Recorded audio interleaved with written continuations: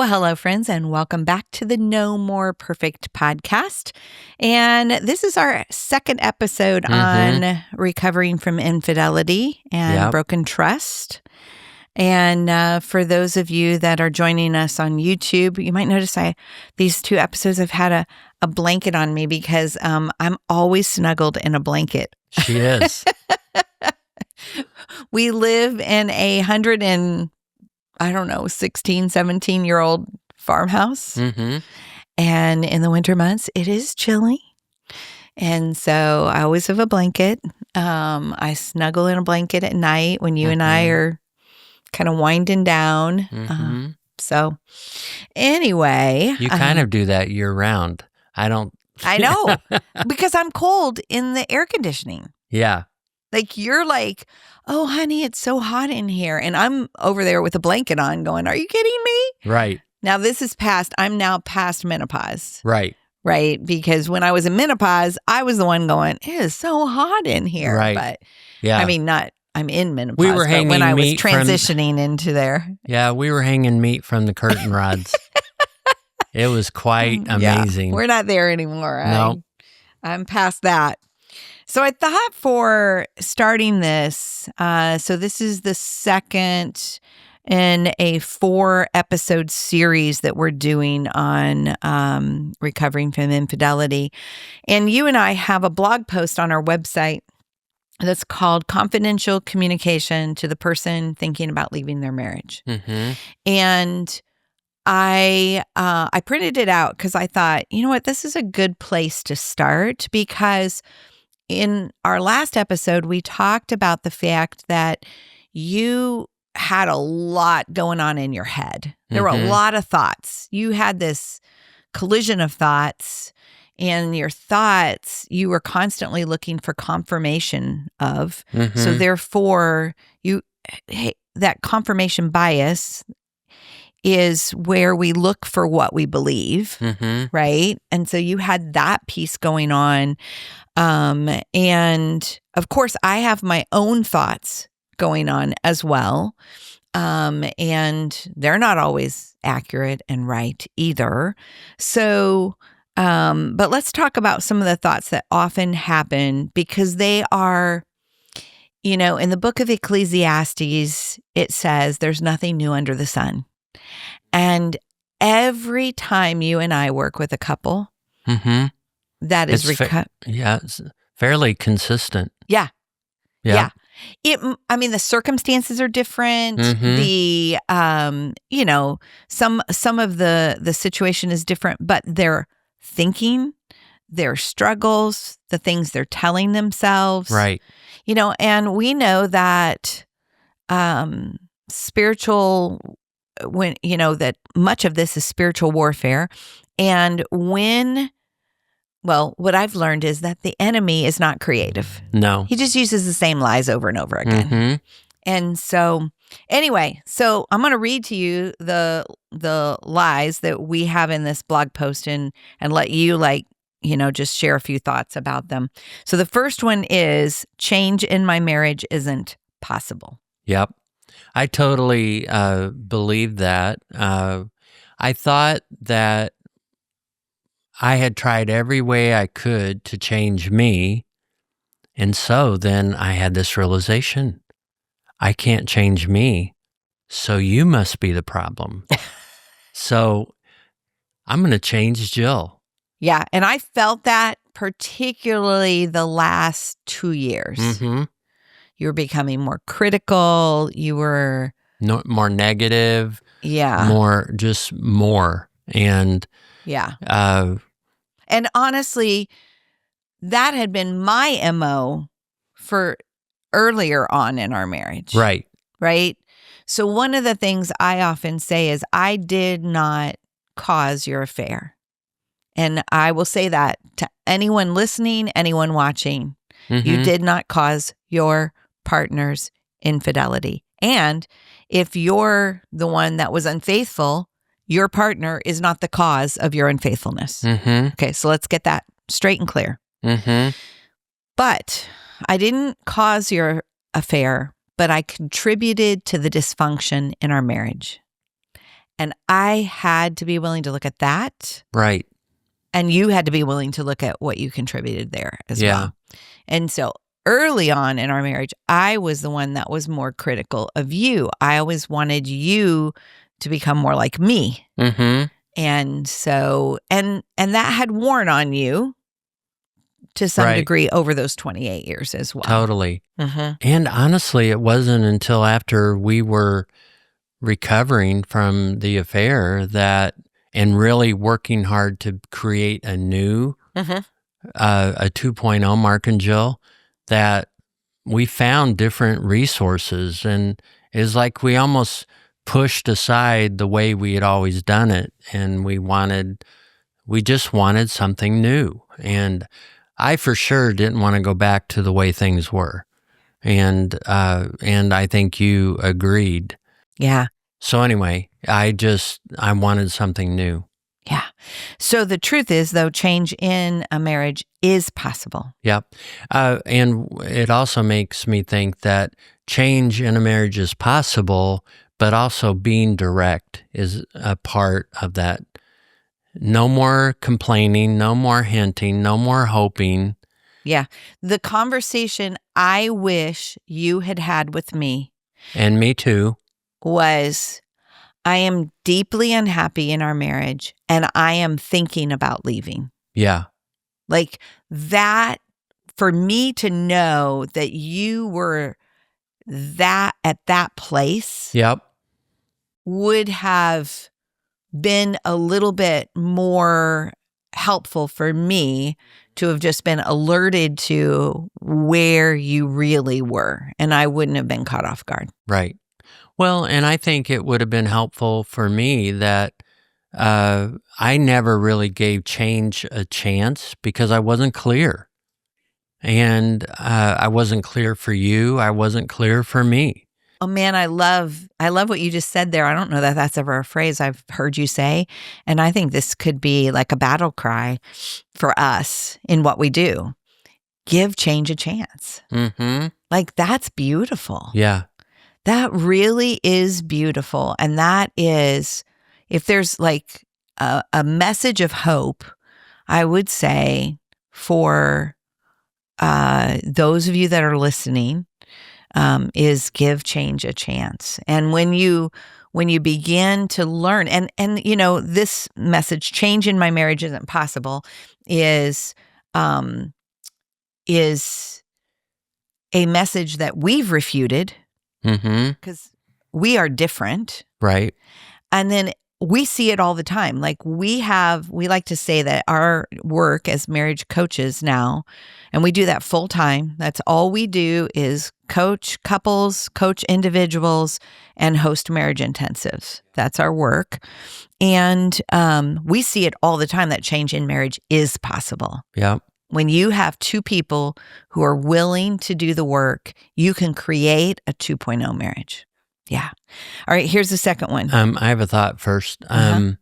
That change is possible. And what I so appreciated about you, we had to navigate through the hurt of betrayal, but you did not hold me hostage to the way I had always been. And I didn't hold you hostage. It's like we had this vision that we're going to become new. Yeah. And that drove us. In the healing process, when we finally made the U-turn, which we'll share that part of the story here in just a moment, but you're right. Yeah. Mm-hmm. Yep. That's true. And that is a key part of healing. Right. You can't say you want change, but yet keep holding someone hostage to their past. Yeah. Yep. All right, here's another thought. Marriage should be easier than this. Oh, yeah. Where's the easy button? Yeah, that has been my MO our whole married life. It shouldn't be this hard. This is ridiculous. And I think we did not know how to navigate hard. Yeah. It was like neither one of us knew how to navigate conflict. Right. So you grew up in a home where conflict was handled big and loud and angry. I grew up in a home where conflict was swept under the rug. Neither one of those are healthy. No. And so we had to learn how to engage conflict in a safe way where we could hear each other. But that's hard work. Yeah. And it's awkward because it's so funny. And we help couples through this all the time, that I can't keep talking the way I used to talk expecting a different result. I've got to communicate in a different way that will bring about healing and resolve. And so, which goes back to give change a chance. Like you are going to have to learn some new skills. And I would say that's a place that most people don't understand is part of the problem with marriage issues, which can result in infidelity, is that we lack some relationship skills. And so we had to learn new skills. And when you learn new skills, man, you got to keep trying and you make mistakes, but you're beginning, and that's part of creating that 2.0 marriage. All right, here's another one. I've lived for everyone else. Now it's time for me to do what I want. Yep. Well, and I referred to that in our last episode was I was just sick of it. I felt like I had given myself away to the point of losing myself. And yet that wasn't anybody else's fault. That was mine. And that was part of the unhealthy side of pleasing, or the unhealthy side of the anxious attachment, where I was worried and fretting and so concerned about others that I did not love myself well. And I had to learn how to do what Jesus taught, is to love yourself as you love others. And you often, I've heard you say, you were silent and simmering. And man, we see that. Sometimes it's not always men who are silent and simmering. Sometimes it's a woman who's silent and simmering. And then what happens is then all of a sudden they explode with resentment and anger, or they act out, they find another relationship, and then the other person is left going, what just happened? Because you literally don't know that what's going on behind the scenes. Yeah. We talked about this one in the last episode, but it's the kids will be okay. We hear people say it all the time. They tell themselves that. But one of the things that we actually talked about in this article is that we read a People magazine, and I remember the day you and I read this. It was a People magazine article about Michael Phelps, the Olympic swimmer. And he said he was talking about where he had to get honest about his addiction struggles. And then this is what it said. It was so interesting. It said, after 45 days in a treatment facility where he confronted his depression and the pain of his parents' divorce when he was 9. And it was like, I remember, I think I read the magazine article and then I shared it with you. And I was like, man, that is beautiful evidence. People tell themselves all the time, the kids will be resilient. And of course, yeah, sure, Michael's still alive. He's fine. But look, there was He won gold pain. medals. He's perfect. Yeah. Yeah. But he wasn't. But he wasn't. Right. And so we don't share that to make anybody feel guilty who's been through a divorce or anything like that. But when you are on the side of making a decision about breaking up a family, you need to come face to face that the kids will be okay is a lie. Here's another one that we sometimes hear as well. I'm tired of being parented and controlled. And that was a dynamic that played out on my part. This was part of what I brought in an unhealthy way to the relationship. And I didn't know how to navigate that. I tried to talk about it, but typically I think my response was either to shut down or to explode. And neither one of those were healthy. And they weren't helpful for me No. to know. And one of the things you and I have really identified, and we help other couples do, is learn how to, like, when you're frustrated with something, don't just share that you're frustrated, actually make a request. Right. And I did not know how to do that. I felt I was being selfish or being arrogant. To make a request was unhealthy. And boy, that is so not true. Yeah. This one we hear a lot. I'm not in love with my spouse anymore. Mm-hmm. And a lot of times what we'll hear, in fact, you said these words, I love you, but I'm not in love with you. And man, I mean, that phrase is said in situations of infidelity and broken trust, and even just someone who is just very hopeless in their relationship, right?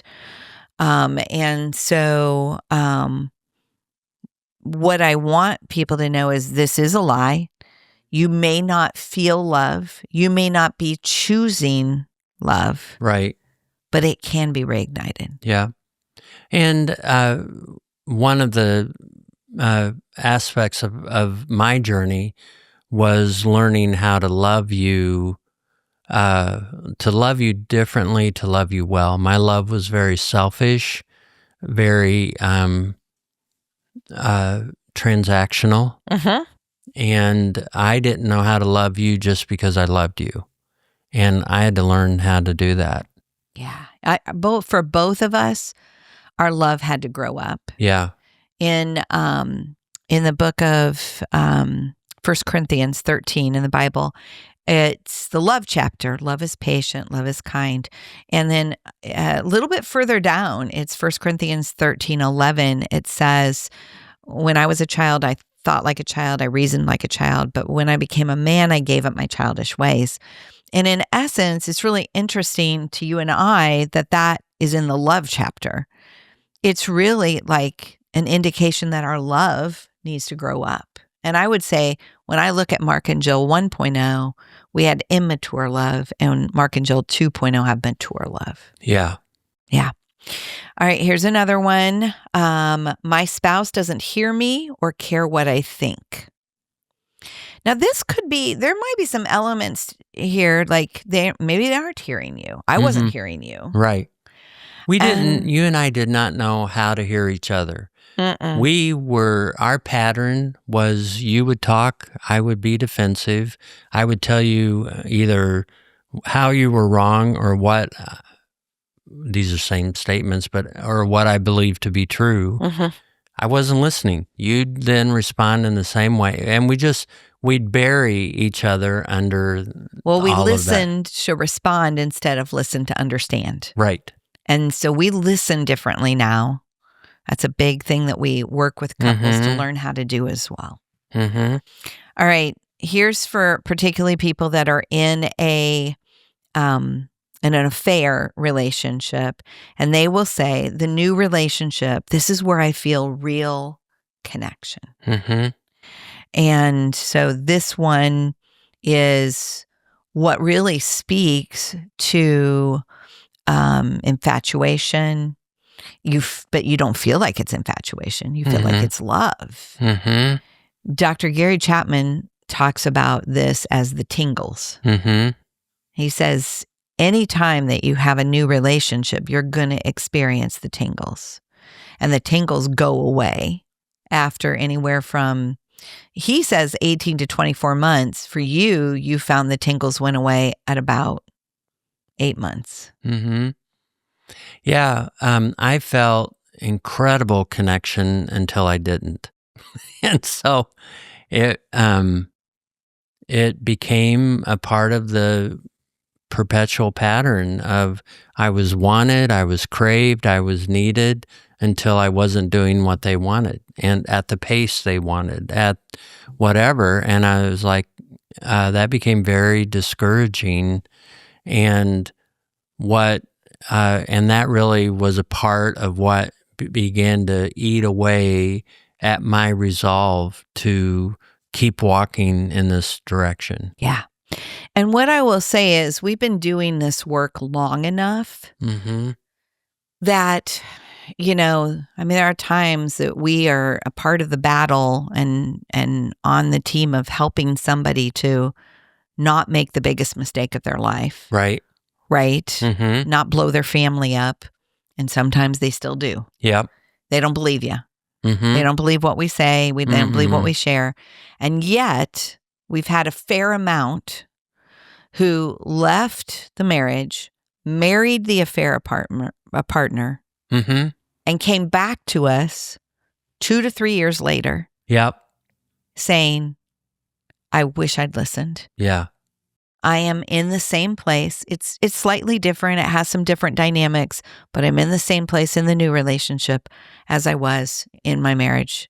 I wish I hadn't blown my family up. We've had a decent amount of those. Right. And not only that, we've actually had a couple where he came back to us with his new marriage, asking for help with that. Yes, I remember that. That was a bit of a mind bender. I know it was a little different for us, but the issues were the same. Right. So you've blown up a family and you're just going to recreate it. Now, it may be slightly different because you're going to marry somebody who has a slightly different history. They have different triggers. They have different messages. They have different attachment styles. But it's going to, changing what name is on the marriage certificate. Now, we're not talking about, here's the deal. We're not talking about abusive marriages. We're not talking about anything like that. That would be That's a different story. Yeah, and different plan. And it sometimes needs a different ending. Right. So we're not talking about that. But we are talking about everyday people who just can't get along and who are struggling or are feeling overwhelmed and hopeless. Yeah. Yeah. Yep, exactly. So that takes us, and we'll put a link to that article. We actually have a version called Confidential Conversation or Confidential Communication to the person thinking about leaving their marriage. And then we have confidential communication to the guy thinking about leaving his marriage.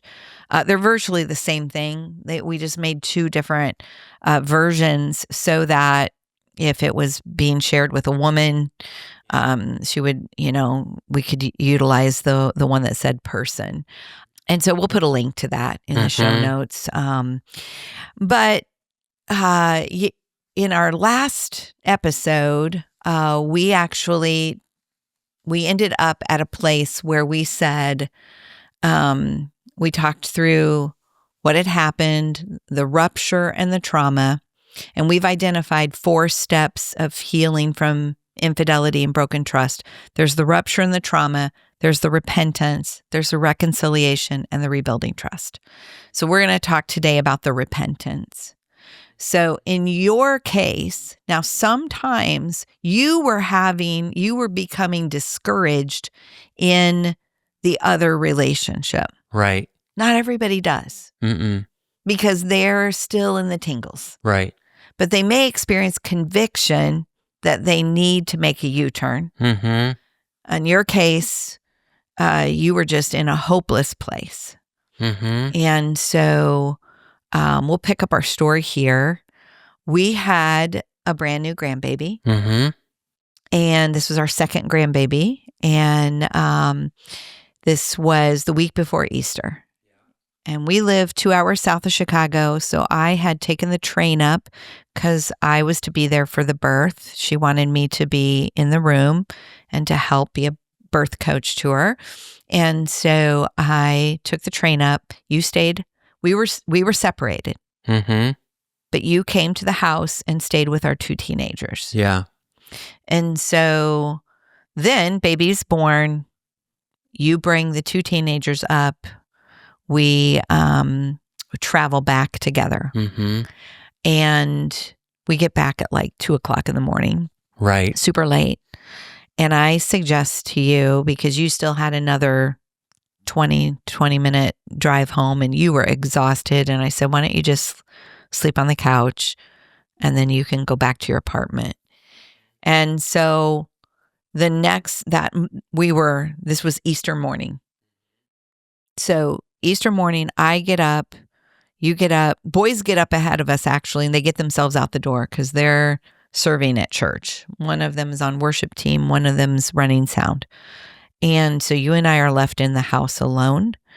And you walk into the bedroom where I was at, into our bedroom, and you say, you've got a piece of paper, and it's got a line drawn down the middle.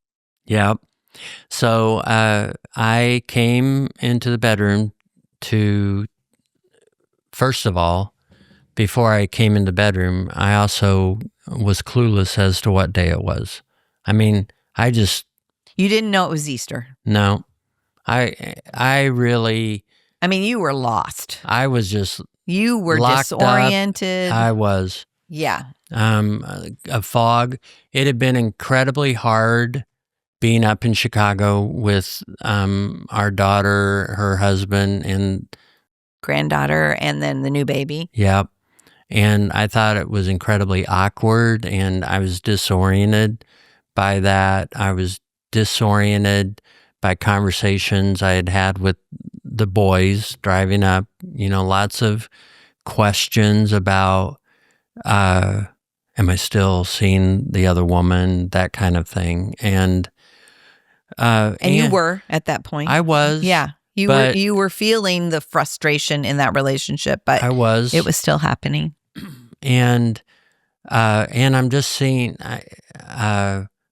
even every aspect of my life was not rolling out the way that I had. Even your affair didn't roll out the way you thought it would. I was a mess. That's kind of a weird thing to say, but yeah.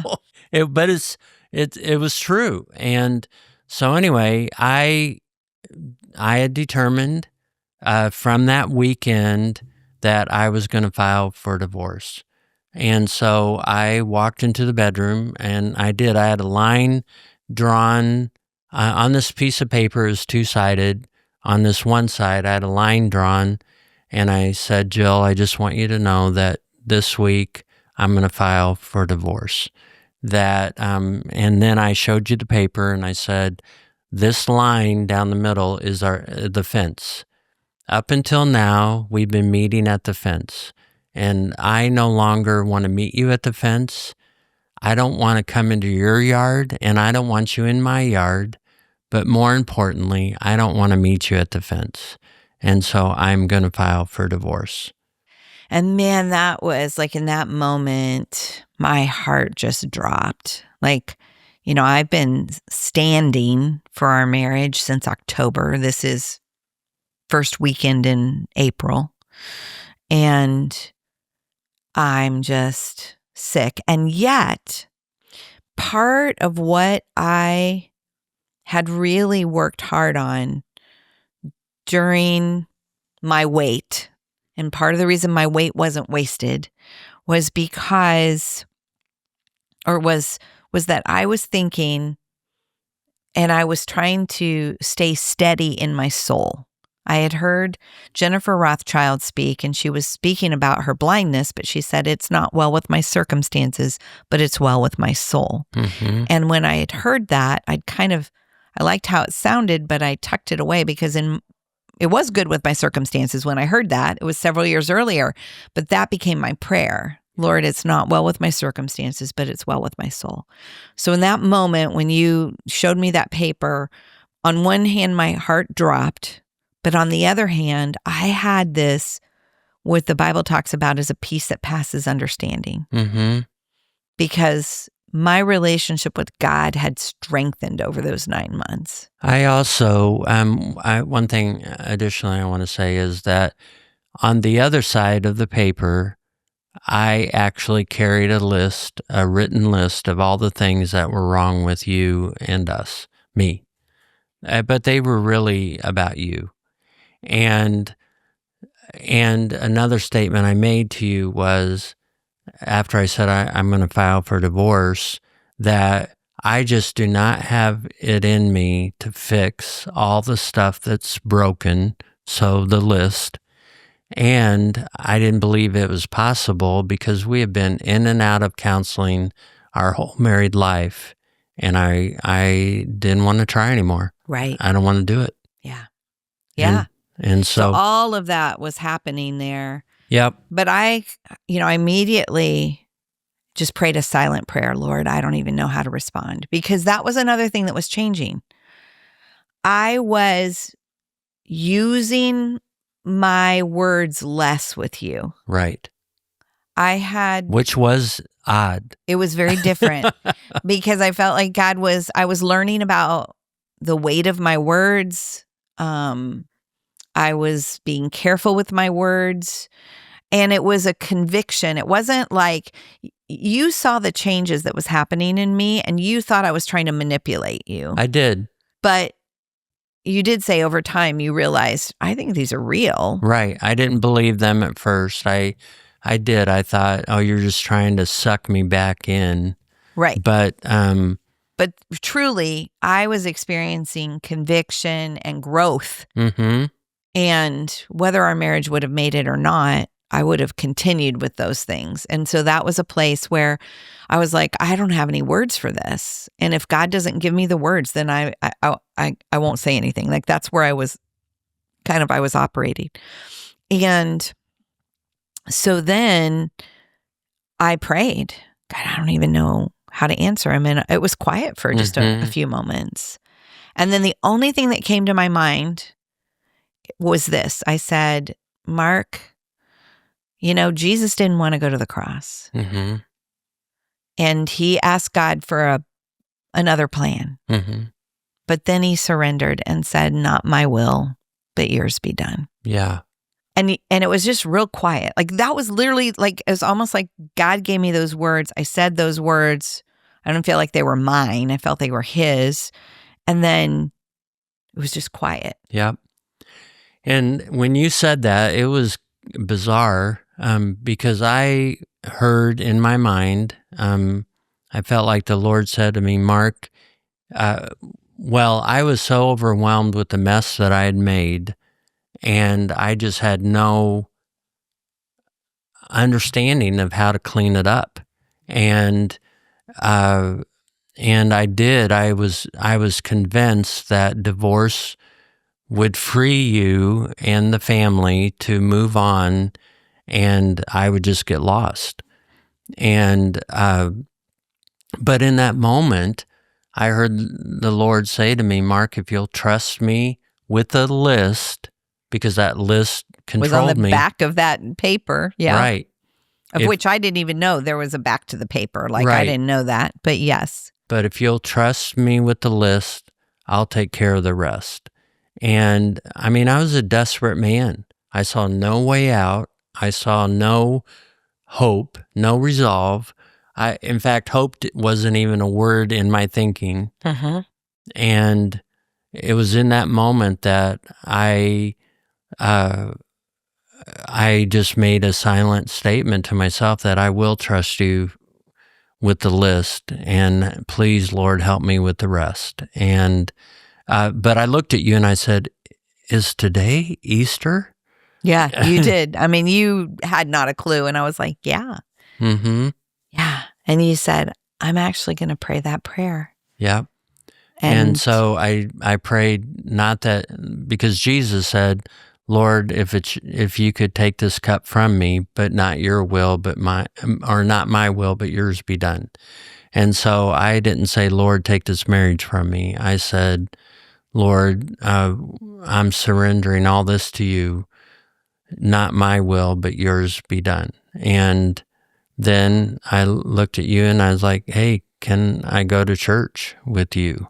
And I had not been to church in months. Yeah. And so I'm watching this happening and I'm going, okay, I don't know what happened. Like, I'm not quite sure what all happened. I don't even trust what happened because I've seen you experience moments of conviction, but then renege on it. Yeah. Right? The back this and forth. Was definitely different. But it was different and I could feel it was different. And so so I said, yes, we could go to church. And so you went to church with me and we walked in the room and our boys' eyes are like as big as baseballs. Like, what's Dad doing in church? Right? This was actually the church that we planted Right. You had been the pastor for years. They had been praying for you. They knew you were not in a good place. Mm-hmm. And so then after church, you said, could I spend the afternoon with you and the boys? And you had spent no meaningful amount of time with us other than that trip to Chicago, really, since you had moved out. So I said, yes. And you spent the afternoon. Mm-hmm. And then as we headed into the evening, you said, you told me about the list that was on the back of that paper, which I had no idea. And then you said, it doesn't have a hold on me anymore. Mm-hmm. It doesn't have any hold on me anymore. Like I might be able to write the things down, but it's not compelling me. Right. And really, that's the power of surrender. When you let go, then the things that you've had your eyes focus on dim. Mm-hmm. One of my favorite movie series is Lord of the Rings. Yeah, you love that. And and that is where we're different. We are different. Yes, because I don't like fantasy. No, you don't. But you love it. So, Yep. Yep. But I don't remember the king's name. I think he was the king of Rohan. And anyway, he was controlled by an evil spirit. And his eyes were all fogged over and he wasn't coherent. And honestly, that's the way I felt, because when Gandalf cast off the evil spirit, the king began to see. And I felt like, man, for the first time in a long time, I'm beginning to see possibilities. I had no idea what was going to happen. And for me, the picture after surrender was just like when my kids were young, I would hold their hands to lead them and also to let them know that I'm present and it's going to be okay. And for me, I took hold of Daddy God's hand and just said, okay, what do you want me to do? I'll do it. How do I walk through this mess?